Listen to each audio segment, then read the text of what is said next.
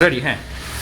Okay, this is the Kenwood Bread Maker. We use it to make this bread. So we should insert this into the bread maker.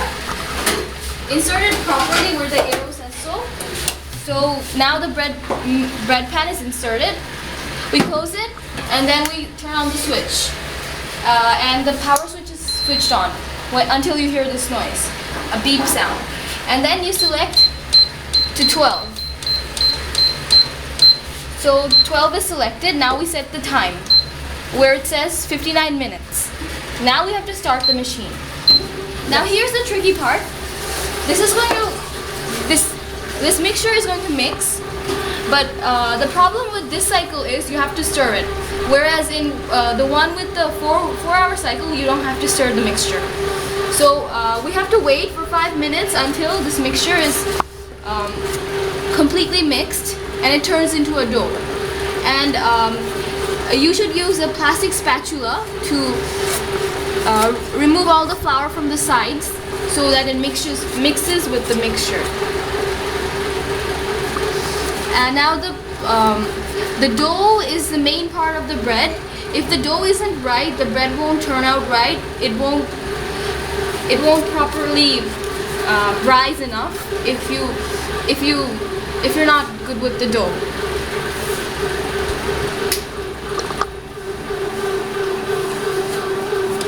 See, the texture is quite smooth.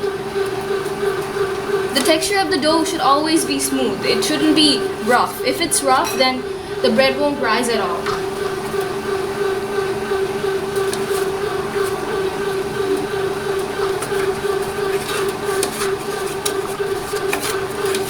See the texture? If it looks drier than this, then some water should be added. And if it's much more wet than this, then you should add some flour. So the moisture of the dough really depends on how the bread is going to be.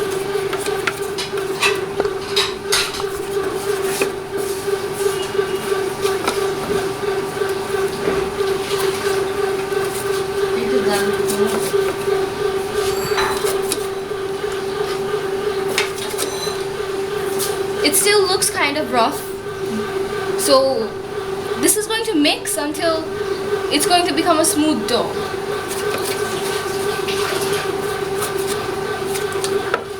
Make sure that all the flour is taken from the sides and into the dough. We don't want any flour ending up at the corners of the bread after it's baked. The consistency of the dough looks right, so we should leave it for now, and now we should close the machine. And